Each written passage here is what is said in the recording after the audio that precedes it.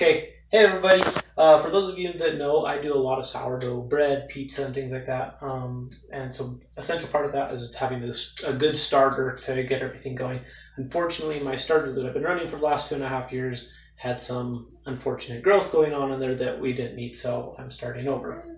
Just a heads up to get going. I always recommend having a digital scale. Makes things a lot easier to be consistent with what you're doing. We've already measured all of our stuff out here, so we've got 250 grams of white flour and 250 grams of warm water. You don't want hot water, that'll kill the yeast. Warm's just fine, it gives the yeast a nice environment to work with, and that'll promote the yeast growth. If you feel so inclined, you can mix in 50 grams of whole wheat flour in place of 50 grams of the white flour. That will also perpetuate it a little bit quicker, but we're just going to do white flour because most people have that on hand. It's really simple to get up and going though. All we do is mix our flour and water together in a bowl. And then I mix mine by hand. That helps me feel where the consistency's at. And it also helps, it helps with consistency. So we'll get that all nice and done. So we're actually going to run ours pretty wet today. And then as we go, this will take about 4 to 5 days to get up and running. As we're running, we'll kind of tweak it as we're running just to get the consistency leveled out to where we want it. So once that's all mixed together, as you can see, it's a little bit tacky, not completely runny. It still does have some form to it. Try to get as much off there as we can, just so we're not losing it. And then the next thing we're looking to do is we're going to put a lid on it. You don't want to, if you have a lid, you don't want to completely close it. We want the air to get into there. Yeast is a naturally occurring particle in the air. We want those yeast particles to get into there. We've created a nice environment where they can grow. So we're going to cover it so we don't drop other things in, but still let the air flow. Other than that, we're going to let it sit for 24 hours and we'll check back on it tomorrow. Alright everybody, we're back with day 2 for building our starter.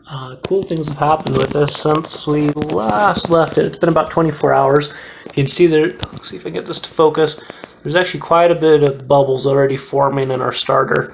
That's really good. Normally we're looking for that after about 2 to 3 days, and we got it over our first night. It is pretty hot here though. It's northern Utah in the summer, so I mean our kitchen was in the 70s most of the night last night, so we had a nice warm environment, which probably got that moving a lot quicker. If we look, I mean it's kind of soupy stuff right now, but that's it's got a little, it is sticky enough that it looks like it's working right for us. It doesn't quite smell as acidic as I like it quite yet. So we're going to go ahead and run it through a cycle of feeding it for a couple more days, see if we can stabilize that, but it looks like we already have yeast cultures growing in there. So I'm going to go ahead and scoop out 250 grams of this. That's just throwaway. There are recipes you can use with discard starter, but for today I'm just going to throw it out. And then we're going to go ahead and refeed it. I'll be back with you as soon as I get that scooped out. Alright, we got our starter dumped out. We did 250 grams, which is half the bulk that we were working with.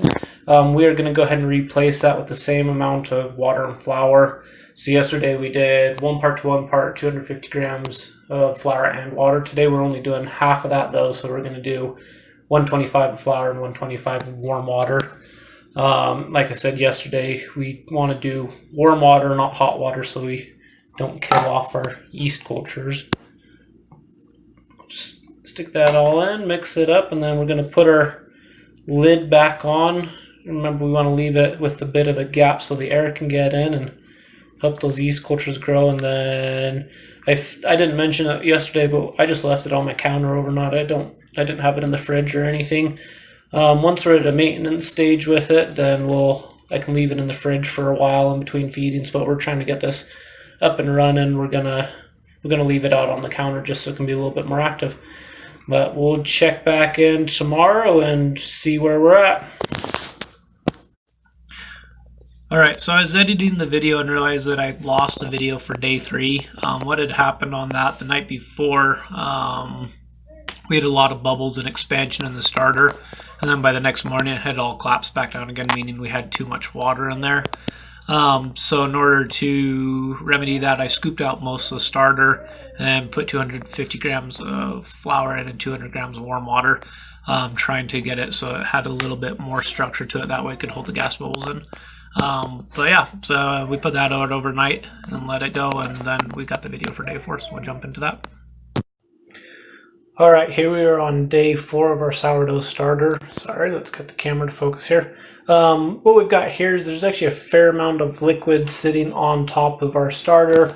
And if we look at the side, we did have air bubbles earlier today, but they've all since collapsed. I'm guessing what happened is we're kind of on the same situation as yesterday, where we had enough yeast in there to get the reactions going, but we didn't have enough mass in there to kind of sustain it. So I'm going to end up doing the same thing that as I did yesterday. I'm going to end up scooping most of it out. I'm actually going to end up doing a little bit more today because it's still too wet today. And I'm going to replace that with 250 grams of flour and 200 grams of water. And I'm also going to stick I'm going to leave it out on the counter tonight. We'll see where that goes. I'm getting to the stage where I need to put it into the fridge just because it's reacting so quick. But I'm going to go ahead and do that, and then we'll check back in on it tomorrow.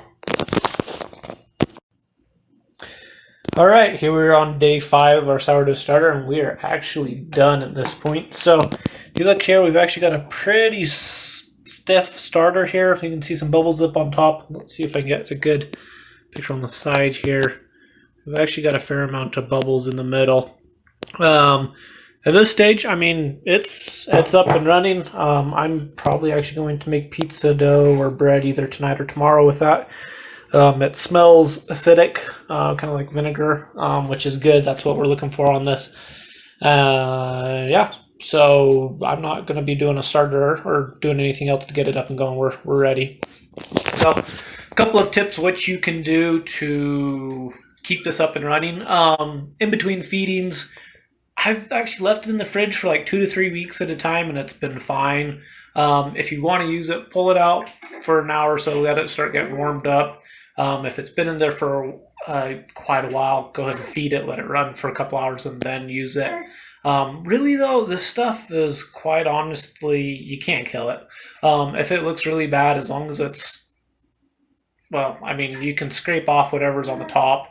I don't know if it gets fuzzy, if you want to do that. If it's fuzzy and moldy, maybe start over. But really, if it'll kind of turn strange colors. It'll kind of get looking nasty if you haven't done anything with it for a few weeks. Scrape off the top, go ahead, refeed it, and you should actually be good. Give it a day or so. Juniper's got some input on that too. Can't kill it, you're good.